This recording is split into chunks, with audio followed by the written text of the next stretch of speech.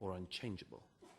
You don't believe, I don't know, I don't think that anyone in this room who criticized Mr. Jefferson now here tonight will be declared an anti-American apostate who can be fit for slaughter. The problem that our opponents have to address, they have to address this, is that in a religion which is based on the idea that the Quran was dictated direct by God to Muhammad, and that therefore if you are criticizing the Quran or throwing out bits or pulling it apart, like most Christians and Jews have come to that stage, but pretty much you pick a mix with your holy scriptures, and it's quite a good, humane way around it. But with Islam, if this is the revealed word of God, revealed, it has to be said, as it was shown again earlier tonight, in a particularly obscure and unreadable dialect, which, if it was meant to be understood by the whole of the world, it's a bad place to start.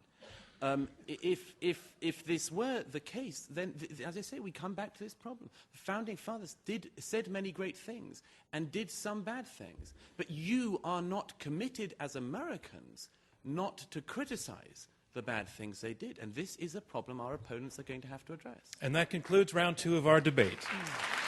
So here's where we are. We are about to hear brief closing statements from each debater.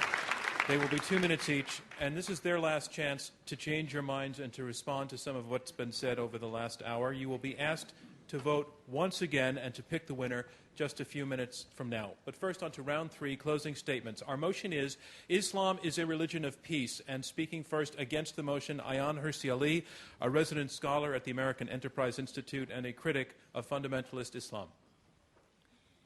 Islam is not a religion of peace, and I woke up to the facts on the 11th of September 2001. Perhaps I should have woken up to the facts earlier, but I admit that I did that then at that time. Talking to people of my faith, Islam, and my friends, and discussing with them, I remember all kinds of fallacious arguments, but I remember one consistent thing, and that was to exempt Islam from any criticism. It was culture, it wasn't Islam. But a religion is born in a culture, and if that culture is not peaceful, then that religion is not peaceful. I was told it's politics. We've heard it tonight many times. It's not the religion. But Islam not only has a pious dimension, but it also has a political dimension, a complex system of laws, a political philosophy on how society should be organized. And if you look at that political system, it's anything but peaceful. What emancipated me from the order to submit my will completely to Allah, which in practice means the concentration of power in the hands of a few, was to learn to think critically, the Enlightenment. Vote against this motion and open up the flows of Islam for debate in order that Muslims, those who are not yet emancipated, may take charge of their own reason, of their own faculty. Vote against the motion that Islam is a religion of peace, and toss that fallacy into the trash can of history. Thank you. Thank you. Ayan Hirsi Ali. Our motion is Islam is a religion of peace. Now to summarize his closing position for the motion, her position for the motion, Zeba Khan, writer and advocate for Muslim American civic engagement. Thank you. Faisal Shahzad, the underwear bomber, and the group of young men that were picked up in Pakistan. All of them were for violence and trying to attack our country and learn how to attack our country elsewhere. But the one thing else that the media consistently forgets to mention, or conveniently forgets to mention, is who turned all of them in. It was Muslims. It was their family. Because that is a Quranic principle, that you stand up for justice, even if it's against yourself. And in this case, someone's son, or several people's sons, or the underwear bomber's father, who was Nigerian and not American, did this, turned him in, and sent word to the authorities. And a Senegalese merchant was one of the first, unreported, but was one of the first people to see the Times Square attempted bomber. Our opponents have a very simplistic outlook on this on the world and what's currently at stake. They see it being Islam versus the West. But the truth is, it's not. It's between moderates and extremists of all kinds. And I urge you to vote for the motion because the overwhelming majority of Muslims, the facts are clear. They are peaceful, they're mainstream, and they condemn violence against civilians and have no interest in terrorism, which is consistently, as the woman in the audience said, are attacking Muslims, mainstream Muslims, every day, brutally and oppressing them because we don't accept their version of Islam.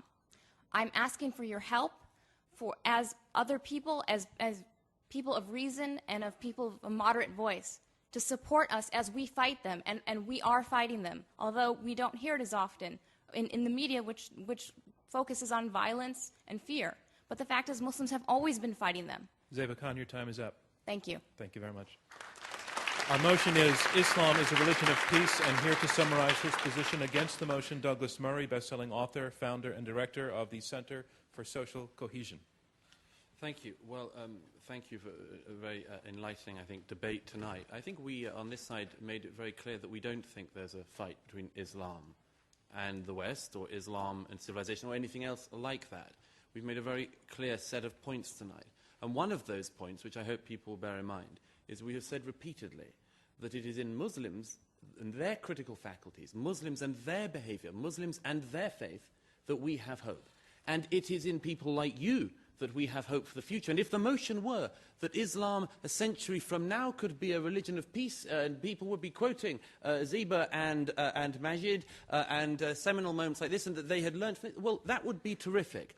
But at the moment, tonight, you're being asked to vote on whether Islam is now a religion of peace. Is Islam a religion of peace? I think it is very clear that it is not. This does not mean, of course it doesn't mean, that Muslims are all violent. We would never make that point. We never have made that point. Nor does it mean that there isn't hope in the future. Nor does it mean that we have to have continual clashes till the end of time. But it means we have to start by being honest. We have to be frank about what we see in Islamic history, in Islamic conquests, and in Islamic scripts. We have to be frank about that. In societies which Islam dominated, conquered, and subdued the peoples in the Middle Ages, people who were not Muslims were sometimes allowed to remain in those societies, but they were allowed to do so only by having second-class status, dhimmi status. I would ask you tonight, ladies and gentlemen, not to be dhimmis, not to have second-class status, not to vote for things because you think it's polite or because you think you have to say them, but because you think they're true. On that basis, the idea you could vote for the motion tonight is absurd. Islam is palpably, demonstrably, evidently not a religion of peace. But vote against this motion. Thank you. Thank you. Our motion is Islam is a religion of peace, and our final speaker to argue for the motion that Islam is a religion of peace, Majid Nawaz, director of the Quilliam Foundation and formerly a member of a radical Islamist party. Thank you. Right, so I'm not going to ask you to be polite. I would dread to think that that's why you'd vote for the motion. In fact, what I'd like to do is give you 4 reasons to vote, basically 4 reasons why the panel's arguments are incorrect and 4 reasons then to vote for the motion. And as for the failure of the panel, I think number 1 is that there's a failure to contextualize. As I've tried to say time and time again, there's a failure to contextualize history and texts and sources, and there's an intellectual suspension that occurs when discussing Islam that simply doesn't occur when discussing the Constitution or any other piece of literature or writing. Secondly, there's a failure to disclose. And as we've heard from the panel, both of them, and there's nothing wrong with this, by the way, both of them are not believers of any faith, and that's their perfect right to do so. But they've made it clear their real agenda is with all religions. And I think we have to be honest with ourselves, that actually religions can and have historically played much good and have come to much good in the world, including the Reformation, despite the fact we have to contextualize it. Thirdly, there's a failure to nuance. And as we've heard, gross generalizations about Islam by quoting isolated passages are being made. And fourthly, there's failure to be honest. And that honesty is in refusing to recognize that the vast majority of Muslims, where there have been democratic elections, have refused to turn in the extremists, as the examples I cited in Bangladesh and Pakistan. Now, please vote for the motion. And the reason I'd say that is reclaim Islam. Don't let the minority hijack it. Yes, even for those of you who are not Muslims, reclaim it because it's a faith like all other faiths that does need to be redefined in current times. Secondly, vote for peace. This is not a vote for Islam. It's a vote for peace, and I'm sure all of us want peace. And thirdly, I'd say, help the confused Muslims in the world, the faction, the minority, the young minds, like I was, who are confused, help them make up their minds by giving them guidance, by giving them an olive branch, and voting for peace tonight. And finally, I'd say that even if you're unsure, even if you think Islam is not a religion for peace, I would ask all of you here tonight to vote, as we've heard the admission from the other panel, it can be a religion of peace, so vote for what you'd like Islam to be. If you'd like Islam to be a religion of peace, vote for it. Thank you. Thank you. Majid Nawaz. And that concludes our closing statements, and now it's time to learn which side you feel has argued the best. Sorry? Okay. Now it's time to learn which side has argued best. We are asking you again to go to the keypad at your seat that will register your vote. We'll get this readout almost instantaneously. Our motion is Islam is a religion of peace. If you agree with the motion, push number 1. If you disagree, if you're against the motion, push number 2. If you're undecided, push number 3. And we'll have the results in about a minute. Before we get there, I just want to say that this has been probably the most spirited debate that we've ever had. And I thought it was conducted mostly with respect and with honesty, and I want to congratulate all of our panelists for coming out here.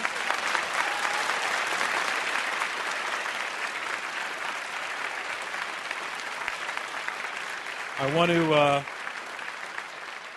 want to thank you and our audience. The questions were all excellent, including, ma'am, the one that I didn't get to. I apologize, but it was a time issue. But the questions were terrific, and I want to thank all of you for coming through the metal detectors, which were a metaphor, in a way, for the situation that we're in and the reason that we're debating this topic. But you should give yourselves a round of applause for being here and for taking part in this tonight. I want to let you know that our next debate will be on Tuesday, the 26th of October. The motion then is Big Government is Stifling the American Spirit. Panelists for the motion are former Texas Senator and Vice Chairman at UBS Investment Bank Phil Graham and Art Laffer, a former Reagan economic advisor who is known as the father of supply-side economics. Against the motion, NYU, Stern Business School professor Nouriel Roubini, and Laura Tyson, who is a professor at the Haas School of Business at the University of California in Berkeley and a member of President Obama's Economic Recovery Advisory Board. Individual tickets are still available. You can get them by going to our website and also upstairs at the Skirball box office. Intelligence Squared US is now on Twitter. You'll find us at twitter.com/IQ2US. You can follow us for announcements and interesting links, and you can video of this debate you can find by following those links. You can use #IQ2US, and also you can tweet about what you thought about tonight's debate and its results. And you can become a fan of Intelligence Squared US on Facebook, and by doing so receive a discount on upcoming debates. All of our debates, as we've talked about, are heard on more than 220 NPR stations across the country. Remember, as you stand, to turn your cell phones back on, or you might miss important calls. You can also watch the debates on the Bloomberg Television Network. This debate will start airing next Monday at 9 p.m. It will be repeated through the week at that 9 p.m. time slot. Visit Bloomberg.com to find your local channel. Intelligence Squared is now one of the most popular public affairs podcasts on iTunes, and you can download that and listen to past debates at IQ2US. All right. It's all in now. I've been given the results. Remember, the team that changes the most minds is declared our winner, and here it is. Our motion is Islam is a religion of peace. Before the debate, 41% were for the motion, 25% were against, and 34% were undecided. After the debate, 36% are for the motion, 55% against, 9% undecided. The side against the motion wins. Congratulations to them. Thank you from me, John Donvan, and Intelligence Squared US.